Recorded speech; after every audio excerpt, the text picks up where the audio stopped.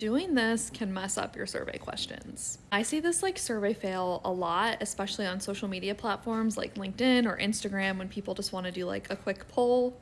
Yes, even a quick poll on Instagram or LinkedIn or wherever you're doing it, that's a survey, so do a good job. It's a really easy fix, and if you want to be able to actually use the data from your poll, which if you don't, why are you doing it?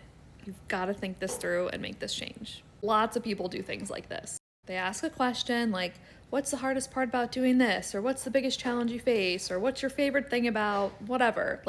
They ask a question. And then because the default in these platforms is to only give you 4 response categories, they give you 4 possible answers to choose from. I feel like this seems harmless, but let's talk about how you would share and make sense of this data. Here's how they would have to phrase that based on how they've asked the question.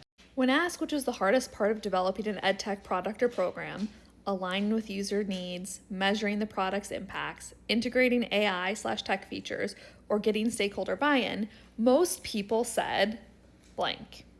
Okay? They have to frame any results they have within the context that they only gave these 4 choices. If you wanted to be able to say something like, X is the hardest part of developing an EdTech product, you would need to include an other option to cover all the other things. This question limits what people can choose. It's really important in survey best practices to make sure you are covering the full range of possible responses for people answering. Whatever my true, most honest answer is to the hardest part of developing an EdTech product or program, it should be on that list, or there should be an other so that it is covered by the answer choices.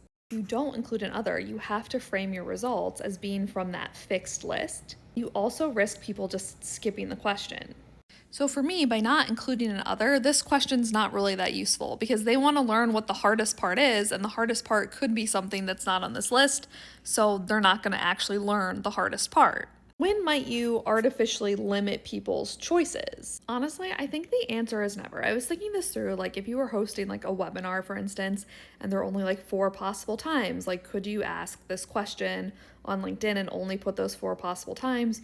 You could, for me, I would want another option there that says oh, none of these times work, or a different time would be better for me, right? Because I want to collect the full information. You always want to be asking, are the answer choices I'm providing giving me the full picture, or am I missing something? Imagine for a second you're this person and you're like, oh, actually, but we're only choosing among these 4 things to offer people. If I were them, I would still want an other and a none of the above because those 2 additional answer choices would give me the full context. Good data is complete data.